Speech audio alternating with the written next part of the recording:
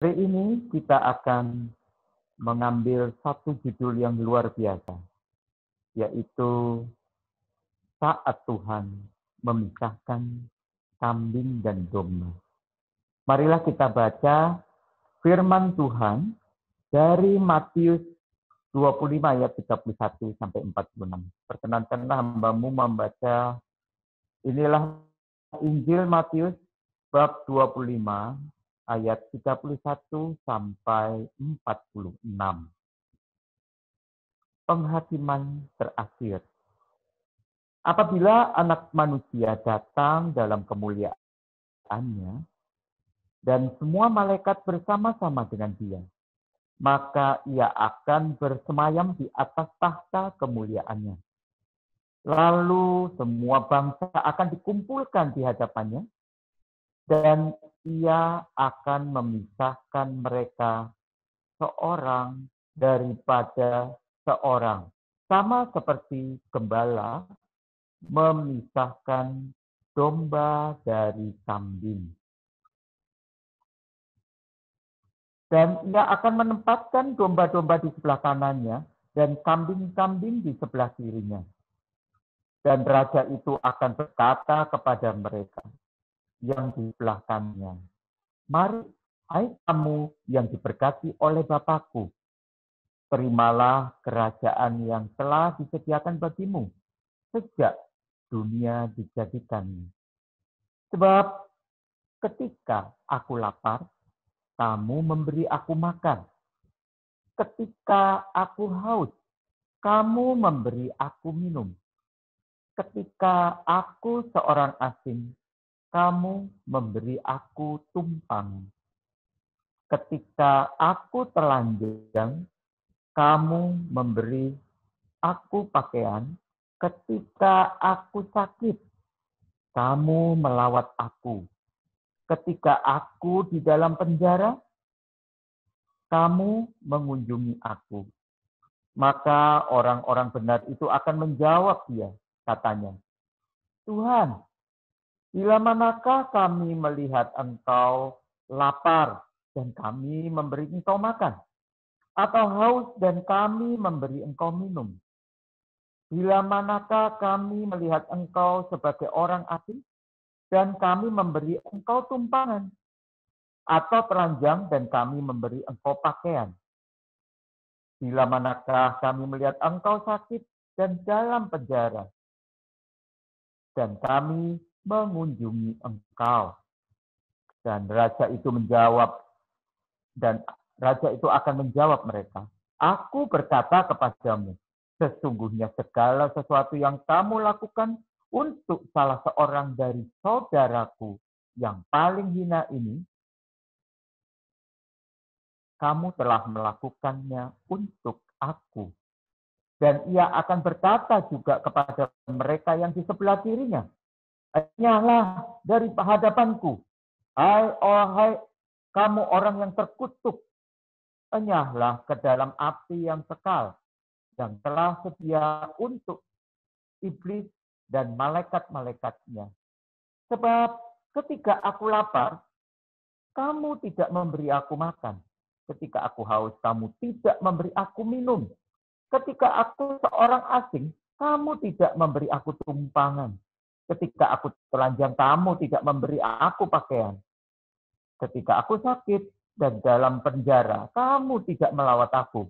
Lalu mereka pun menjawab Dia, katanya, "Tuhan, bila manakah kami melihat Engkau lapar atau haus, atau sebagai orang asing atau telanjang, atau sakit, atau dalam penjara, dan kami tidak melayani Engkau?" Maka Ia akan menjawab mereka, "Aku berkata kepadamu, sesungguhnya segala sesuatu yang tidak kamu lakukan untuk salah seorang dari yang paling hina ini, kamu tidak akan melakukan juga untuk aku." Dan mereka ini akan masuk ke tempat siksaan yang kekal, tetapi orang benar ke dalam hidup yang kekal. Demikianlah sabda Tuhan. Saudara-saudaraku yang terkasih, sukacita selalu ada di dalam kita. Kita semua sama-sama dibaptis, bukan? Kita sudah dipermandikan. Dari nama asli menjadi punya nama baptis, punya nama-nama yang baru. Dan saya di sini menjelaskan bahwa betul, kalau kita dibaptis, maka kita sudah ada di jalan yang benar. Tetapi, apakah kita pasti masuk surga? Inilah yang akan kita bahas pada hari ini. Masuk surga itu bukan karena kita sudah dibaptis. Sudah dibaptis itu seperti kita mengurus KTP, bahwa kita warga negara Indonesia, warga negara suatu daerah, tempatnya, tinggalnya, itu sudah ada di dalam KTP itu, ada satu identitas di dalam diri kita. Tetapi apakah kita layak masuk di dalam taman Firdaus? Nanti dulu. Karena yang Tuhan lihat adalah apa yang kita perbuat. Oleh sebab itu, saya hari ini mengambil judul yang sangat menarik, yaitu kambing atau domba. Nah, ini menarik sekali. Mengapa kita mengambil judul itu? Saya sedikit aja memberikan kesaksian. Beberapa hari yang lalu, saya terbangun, saudara-saudara. Kurang lebih sekitar antara pukul 1:30 atau 2:30. Saya kaget, karena pada waktu saya terbangun, di kamar saya itu kurang lebih ada sekitar 3 bintang, 2-3 bintang. Saya berpikir bahwa, wah, mungkin saya ini mimpi lagi ya. Kemudian saya duduk, saya dekati. Ternyata betul, ada kurang lebih sekitar 2 atau 3 bintang itu. Saya jadi terheran-heran dan saya kembali ke tempat tidur saya. Di pinggir tempat tidur saya masih mengamati. Kok ya ada ya bintang kok di kamar saya. Tetapi yang sangat mengagetkan saya, yaitu ada satu sinar yang begitu terang. Lebih terang daripada lampu di meja rias istri saya. Dari ujung tembok itu keluar sinar yang begitu terang, dan akhirnya membentuk satu seperti sinar cahaya fosfor kehijau-hijauan, kebiru-biruan, dan membentuk satu sosok. Bapak Ibu, jujur aja, saya tidak siap untuk melihat itu, karena saya ketakutan. Apakah saya ini normal, ataukah saya ini istilahnya itu halusinasi. Tapi saya betul-betul melihat itu. Ketakutan saya itu, sebelum saya tutup dengan kepala saya dengan bantal, dan saya membalikkan badan saya mendengar satu suara, yaitu saatnya aku memisahkan antara kambing dan domba. Setelah itu betul-betul saya takut, saya tarik selimut saya tutup kepala saya dengan bantal. Sebenarnya satu sayang banget, mengapa saya tidak mempunyai kekuatan, mengapa saya ketakutan untuk mendengarkan pesan Tuhan yang begitu dahsyat. Saudara-saudaraku yang terkasih, saya akan membahas mengenai apa beda kambing dan domba ya. Kalau saudara-saudara bisa nanti setelah ibadah ini, nanti dibuka YouTube, bagaimana seorang gembala itu bisa memanggil anak domba, atau domba-domba mengenali suara gembalanya. Saudara-saudara yang terkasih, saya akan membahas dari kitab Matius 25 ayat 31 sampai dengan 46 ini. Saya mau tanya, yang dimaksud kambing dan domba. Mungkin banyak di antara kita, atau ada di antara kita nih ngomong, oh, kalau kambing ya, itu artinya itu yang belum mengenal Kristus. Atau kalau domba, itu berarti yang sudah menjadi anak Kristus atau anak Tuhan. Bukan loh ya, saudara-saudara, itu salah. Coba kita lihat kembali di ayat Injil Matius tadi. Keduanya itu menyerukan, Tuhan, bila manakah kami melihat Engkau lapar? Itu yang domba. Sedangkan yang kambing yang sebelah kiri, dia juga menyerukan, Tuhan, kapan aku bisa mengenali Engkau waktu Engkau di penjara dan aku tidak melayani Engkau? Nah, itu. Jadi dua-dua itu menyebut nama Tuhan. Artinya apa? Kedua-duanya itu adalah anak-anak Tuhan. Jadi sama-sama dibaptis, sama-sama dipermandikan. Sekarang yang menjadi tugas kita adalah bagaimana ya supaya kita ini bisa menjadi seorang pengikut Kristus atau seorang Kristen atau seorang Kristen domba atau seorang Kristen yang kambing. Ayo kita mulai membedakan apa ya bedanya kambing sama domba ya. Semua orang pasti kalau ada di desa, pernah di desa, kemudian dia pernah menemukan kambing, sekawanan kambing dan domba, mereka pasti akan bilang, waduh susah itu mau bedakan itu. Karena apa? Semua loh suaranya, mbak, semua suaranya sama. Bahkan ada orang yang bilang, oh gampang dok, kalau kambing itu warnanya hitam, makanya ada kambing hitam. Oh enggak loh, sekarang juga ada kambing putih. Juga kalau domba itu ya pasti putih gitu ya. Nah, kambing dan domba itu susah sekali untuk dibedakan. Kecuali karakteristiknya di dalam tingkah lakunya. Coba saya ingatkan, apakah Yesus Kristus itu disebut kambing Allah? No, dia pasti disebut anak domba Allah. Betul? Terus kemudian kalau kita sering baca Alkitab, kita juga menemukan yang namanya pintu gerbang domba loh ada. Tapi nggak ada pintu gerbang kambing. Nah, apa sekarang yang membedakan Kristen kambing dan Kristen domba? Kalau domba itu apa yang diomongkan oleh gembalanya. Suaranya itu aja. Dia bisa ikut dan dia mengikuti apa yang menjadi petunjuk gembalanya. Coba setelah ini nanti diklik di YouTube domba-domba yang mendengarkan suara gembalanya. Satu kali ada tur di luar negeri. Ini di YouTube itu.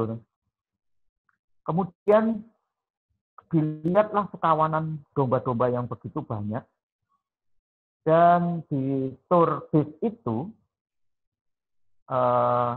tour leadernya bilang, sekali-kali kita bisa mengetahui apakah kita bisa menggembalakan domba-domba itu. Siapa yang mau jadi volunteer untuk yang pertama kali? Datang yang pertama. Bapak-bapak aku lah. Gampang kayak gitu aja masa tidak bisa. Aku pinjem, dia turun dari bisnya turis itu. Aku turun, aku kasih ini ya, tongkatnya gembala. Kalau aku ngangkat tongkat ini, pasti domba-domba itu kan pasti takut, gitu ya. Kemudian dia angkat tinggi-tinggi, kemudian dia serukan persis seperti yang kalau gembala itu manggil dombanya. Diangkat gini, nggak direken. Terus makan rumput aja. Nggak ada satu yang lihat dia. Beberapa kali dicoba ya nggak nurut. Kemudian dia naik bis. Tour leadernya bilang, ayo siapa yang mau nyoba yang kedua kali? Ada ibu-ibu yang nyoba. Gampang lah. Yang penting ya, aku teriak-teriak, pasti itu dia akan ngelihat aku. ibu-ibu ini turun, dia mulai pakai teriakannya dengan suara yang biasanya dipanggil oleh gembala ini. Sama sekali tidak bergeming. Jadi yang namanya domba itu makan terus, ngelihat dia aja enggak. Terus ada yang satu anak-anak remaja ya bilang, waktu pipis, sudah aku aja. Kamu tuh harus atraktif, bukan cuma ngomong tok, harus kita nari-nari dan lain sebagainya. Kemudian dia gitu, dia teriakkan, dia nari-nari, dia berusaha untuk menarik perhatian domba-dombanya. Apa yang terjadi? Nggak direken. Nggak direken itu sama sekali tidak diikuti, dilihat saja enggak. Sampai topinya si anak itu sampai jatuh. Semua isi bis itu ketawa. Dan akhirnya tour leader itu mengatakan, ayo kasih ke gembala ini untuk memanggil. Tahu enggak? Si gembala itu hanya membunyikan suara, dia seperti menyanyikan satu lagu atau dia membuat satu suara-suara yang biasanya dipakai untuk menemani gembala domba-domba ini. Langsung dengan suara itu, domba itu langsung lihat sama si gembala itu. Dan apa yang terjadi? Mereka stop makan dan mereka menghampiri gembala itu. Tanpa ada apapun yang harus dilakukan gembala itu. Hanya mendengarkan suara itu. Bagaimana dengan yang kambing? Aduh, kalau yang kambing ini maunya sendiri. Jadi kalau domba itu dia nurut mendengar suara gembala, kalau yang kambing itu karep-karep dewe. Aku mau mau makan ya, wis pokoknya aku enggak mau dengarkan kamu. Oleh sebab itu penggembala kambing itu soro. Dia harus kadang-kadang harus memukul badannya, kakinya kambing itu baru digiring, kadang juga harus diikat baru dia mau ikut. Jadi ada satu perbedaan yang kita dapatkan dari cerita ini, yaitu mendengarkan suara gembala itu untuk yang domba, sedangkan kalau yang kambing sak karepe dhewe atau mau-maunya sendiri. Yang kedua, domba itu pasrah. Udah aku mau dibawa kemanapun sama gembala. Domba-domba ini mau dibawa kemanapun sama gembala. Aku ini sudah menyerahkan nyawaku untuk gembala ini. Jadi dia pasrah, mau dikapak-kapak no pasrah. Tapi kalau kambing disuruh lurus, dia tambah ke kanan atau ke kiri, susah sekali dikendalikan. Kemudian kalau kambing itu dikasih patokan atau dikasih kandang. Coba lihat apa yang terjadi. Kambing itu nabrak sana, nabrak sini. Dia itu kalau bisa nabrak aturan lah. Dikasih aturan ini, waduh kalau bisa ditabrak sama dia. Nah kalau domba, wes toh, dimasukkan kandang ya diam, disuruh tidur ya diam gitu ya. Kemudian bagaimana kita ini bisa mempunyai karakter domba? Ya kita harus mengikuti seperti sifatnya domba ini. Kita ini nurut sama Tuhan. Nurut itu artinya apa? Nurut dengan Tuhan itu sama seperti kita melakukan perintah-perintahnya. Apa sih perintahnya untuk menjadi domba itu? Perintahnya itu yaitu mau mengikuti Yesus dan mau mengikuti jalan salibnya. Yang paling berat adalah bagaimana kita bisa mematikan daging. Keinginan-keinginan daging sama seperti Yesus. Sehingga yang utama adalah mendengarkan suara Bapa di surga. Itu yang diajarkan Yesus. Dan bagaimana kalau dengan kambing? Waduh, kalau kambing itu keakuannya itu sangat besar. Egoisnya, akunya itu begitu besar. Dan kambing itu sukanya berontak, mau menang sendiri.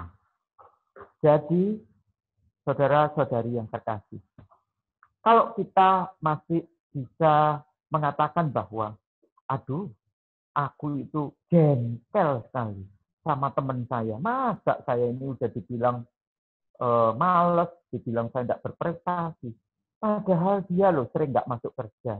Dia lebih suka bolos dan lain sebagainya. Mengapa hati itu masih bisa merasa dengki, masih bisa marah? Karena keakuan kita. Karena apa? Aku ingin bisa dihargai. Aku ingin menjadi perhatian di kantor. Juga aku harus yang terbaik. Oleh sebab itu, bila ada orang-orang yang mencelamu atau membuat kamu jatuh, doakanlah dia. Kamu harus bisa mematikan daging. Sama seperti Yesus Kristus. Oleh sebab itu, saudara-saudaraku, kita semua di sini yang termasuk yang mendengarkan, yang termasuk juga yang tadi ya, melayani menjadi song leader, WL, singer, kemudian ada yang menjadi pemusik, itu semua sama-sama anak Tuhan. Apakah kita tergolong kambing dan domba? Itu tergantung dari apa yang kau perbuat. Nah, sekarang coba apa yang kita dapatkan dari Matius 7 ayat 21 sampai 23. Matius 7 ayat 21 sampai 23 ini mengatakan bahwa bukan setiap orang yang berseru kepadaku, Tuhan, Tuhan, akan masuk ke dalam kerajaan surga, melainkan dia yang melakukan kehendak Bapakku yang di surga. Pada hari terakhir banyak orang akan berseru kepadaku, Tuhan, Tuhan, bukankah kami bernubuat demi namamu dan mengusir setan demi namamu dan mengadakan banyak mukjizat demi namamu juga? Pada waktu itulah aku akan berterus terang kepada mereka dan berkata, aku tidak pernah loh mengenal engkau. Enyahlah daripadaku, kamu sekalian pembuat kejahatan. Toro kan? Tadi kan kita bisa melihat satu pujian penyembahan yang kita berikan secara maksimal. Tetapi bagaimana? Kita sudah menyiapkan, kita menjadi singer, kita menjadi song leader. Waktu kita tersita banyak latihan dan lain sebagainya. Beberapa rekaman tidak jadi dan kita ulang-ulang lagi. Itu artinya apa? Kita berpikir, aku pasti akan dicatat. Aku mempunyai poin pada saat aku meninggal nanti. Hati-hati, bukan karena seruan kita terhadap Tuhan. Tuhan. Maka Tuhan mengenal kita. Kita sudah mempunyai pengorbanan yang menurut nilai kita, sampai di sana tahu-tahu Tuhan bilang, aku loh enggak kenal kamu. Apa enggak susah kita nanti di sana? Lalu apa yang harus kita lakukan? Yang harus kita lakukan adalah apa yang menjadi wujud dari kita menjadi anak domba Kristus, menjadi seorang Kristen domba. Itu artinya kelakuannya kita tuh loh yang kita menjadi poin kita. Apa yang tadi ini dibacakan? Bagaimana Tuhan itu mengajarkan kita untuk peduli dan kita mau ikut ambil bagian untuk orang-orang yang hina. Orang-orang yang hina itu seperti apa? Ya, seperti pekerjaan saya setiap hari. Saya selalu mencari orang-orang gelandangan, pengemis. Kemudian di dalam 1 bulan saya harus mencari jadwal untuk bisa kunjungan ke penjara. Karena apa? Karena besok itu apa yang dikatakan saat Tuhan memilah domba dan kambing. Pertanyaan ini yang nanti akan kita hadapi saat kita menghadapi penghakiman atau pemisahan domba dan kambing. Dia bertanya, apakah dalam hidupmu engkau sudah memberi makan kepada orang miskin? Apakah engkau sudah memberi minum pada orang yang haus pada saat aku haus? Apakah engkau sudah memberi pakaian kepada saat aku telanjang? Dan di akhir firman Tuhan tadi, apa yang kau perbuat untuk orang yang paling hina ini sama seperti engkau berbuat untuk aku. Saudara-saudara yang terkasih, bagaimana kita bisa mengenal karakter atau menjadi orang Kristen yang mempunyai karakter, menjadi Kristen domba. Itu ada 4. Yang pertama, memiliki karakter yang mudah dibentuk untuk membuahkan pertobatan. Itu sama seperti domba. Pokoknya nurut aja. 1, kalau mau minta mudah dibentuk, kita itu harus mau merendahkan diri. Toro loh, merendahkan diri itu seperti kita mengenulkan diri. Kita udah jago-jagonya kita belajar di sekolah sampai S1, S2, S3. Mungkin di antara kita ada yang profesor misalnya. Bagaimana kita bisa mendengarkan suara dari orang-orang yang tidak sekolah sama sekali. Ya, disitulah Tuhan memakai mungkin pada pembantu kita, mungkin pada driver kita, mungkin orang-orang yang kita dengar, kita temui. Waktu menyapa, dia mengatakan, Pak, kalau Bapak mau keluar, walaupun jalan tidak begitu jauh dari rumah, sebaiknya pakai masker ya. Loh, tersinggung. Loh, kamu tuh loh siapa? Wong kamu tuh sapu-sapu di muka rumah saya kok. Kamu tuh tahu apa? Saya ini lebih tahu dari kamu. Untuk kesehatan misalnya kan aku lebih tahu daripada kamu. Jadi Tuhan itu memakai orang-orang yang sama sekali tidak mempunyai nilai mungkin di dalam pikiran kita. Tetapi Tuhan memakai dia untuk menyampaikan pesannya. Be careful, hati-hati. Dan akhirnya orang yang sombong, dia mengatakan, orang kita nggak berhubungan sama orang lain, masa suruh pakai masker. Mau keluar cuma sebentar, mau beli sayur itu aja kok suruh pakai masker. Nah, itulah yang namanya tidak benar-benaran. Kadang-kadang kita disuruh pakai masker, face shield, dan sebagainya. Kan rasanya risih. Dulu kan kita enggak gitu, kita ini bebas. Sekarang kok jadi gini? Tapi hati-hati. Waktunya kita ini sudah dekat. Lalu kalau kita ngomong seperti ini, pasti orang-orang ngomong, aduh dok, itu tuh mulai dari omanya kita, opanya kita, mulai zamannya Yohanes Pemandi itu. Rasul Yohanes Pemandi itu kan juga dikatakan kerajaan Allah sudah dekat. Itu sudah dari zaman itu. Jadi sudahlah. Ngapain nanti kita mau dengar-dengar seperti itu? Ya nanti kalau waktunya kiamat ya wayang mati ya mati gitu seperti itu. Tapi kalau kita baca ya Matius 25 ini semua peringatan kita. Yang pertama apa? Di Matius 25 ini nanti kalau dibaca mulai dari ayat 1 itu mengenai gadis bodoh dan gadis bijaksana. Sekarang kalau kita sudah membaca firman Tuhan dan merenungkan siang dan malam, berjaga-jagalah. Karena kita ini nggak tahu. Kan kita sudah merasakan bahwa orang-orang yang dekat dengan kita, bahkan dokter sekalipun, dokter spesialis, profesor, guru kita, orang-orang yang dekat dan baru kita temui beberapa bulan atau beberapa minggu yang lalu. Dengan adanya COVID-19 ini, seperti kita mendapatkan sesuatu pada waktu zaman Nabi Musa yang waktu yang lalu, mempunyai satu wabah penyakit di mana banyak sekali orang yang meninggal dunia. Itu sama loh, seperti kayak COVID sekarang itu. Kemudian pada waktu zaman Nabi Musa, siapa-siapa yang diselamatkan? Terutama untuk waktu itu untuk orang-orang anak-anak laki-laki. Semua. Loh, kok bisa ada yang selamat? Karena di muka rumahnya itu ada darah anak domba.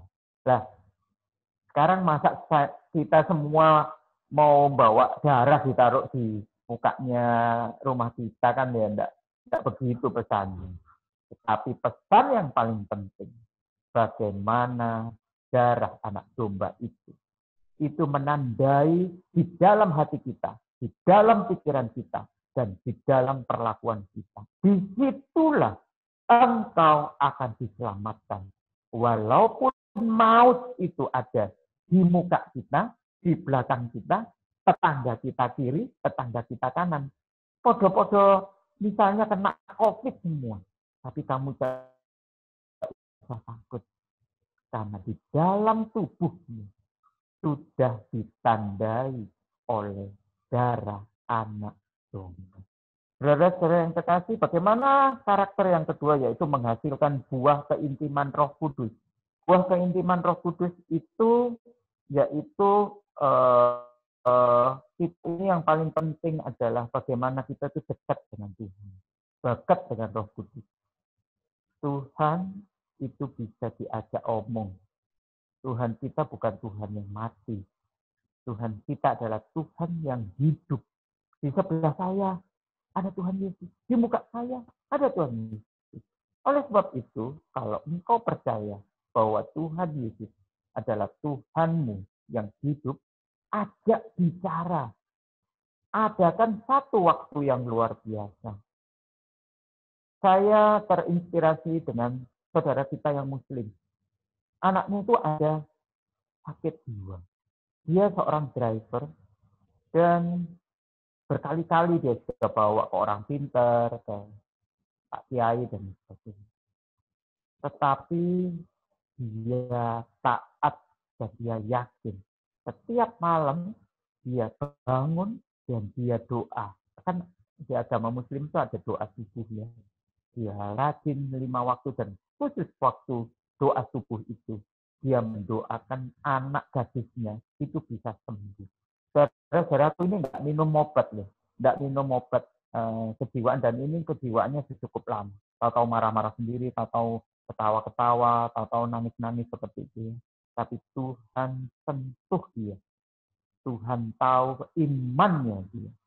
Bagaimana dengan kita, saudara-saudara, saudariku yang terkasih? Apakah engkau mempunyai satu keniatan yang luar biasa? Engkau sudah mempunyai jadwal untuk berbicara dengan Tuhan.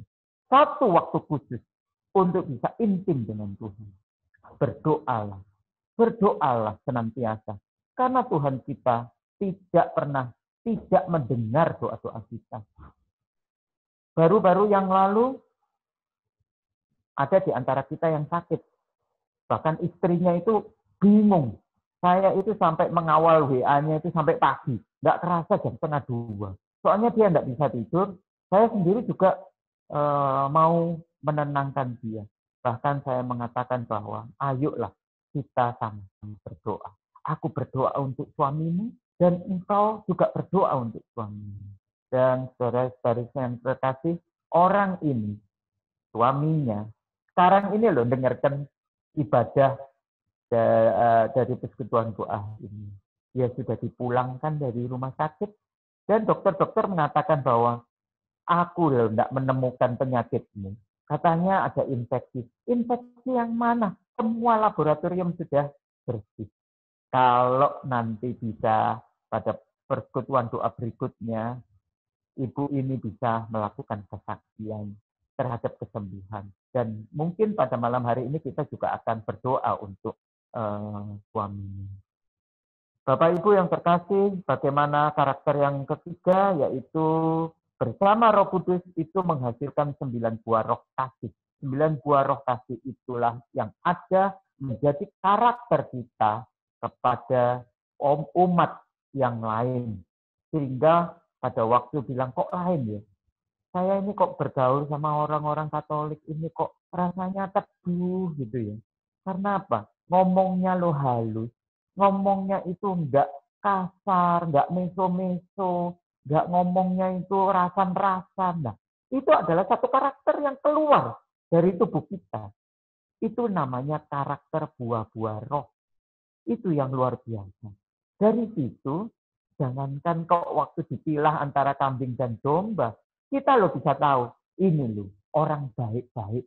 Biasanya kan kita ngomong gitu, itu loh orang baik-baik itu, keluarga baik-baik itu, luar biasa dia lah. Karena apa kita ngomong gitu? Karena di dalam dirinya itu keluar buah-buah kasih, ya. Kemudian yang terakhir, dengan penuh gairah kita melakukan kehendak Bapa. Jadi kita ini melakukan kehendak Bapa itu udah penting ya. Aku ini melakukan ini biar tokoku ini rame, biar aku ini sukses, biar naik pangkat dan sebagainya. Nah, kalau kita bandingkan dengan keegoan kita sebagai Kristen kambing, aku ini berdoa, aku ngasih perpuluhan, aku nih ngasih persembahan. Biar tokoku ini rame. Lu enggak tambah rame, tambah kena COVID, tambah tutup. Berarti Tuhan ini enggak dengarkan suaraku. Akhirnya apa? Dia bukan tambah pergi ke adorasi atau dia beribadah ke tempat-tempat yang apa harusnya dia berlutut dan berdoa, dia tambah pergi ke paranormal. Di situ dia tanya, ya apa ya? Aku mau coba apa ya? Mau bisnis apa ini? Lek masa COVID pandemi ini, semua lu sudah tak pulang no semua.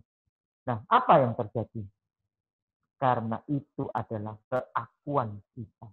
Padahal ada sesuatu yang bisa kita lakukan di saat pandemi ini.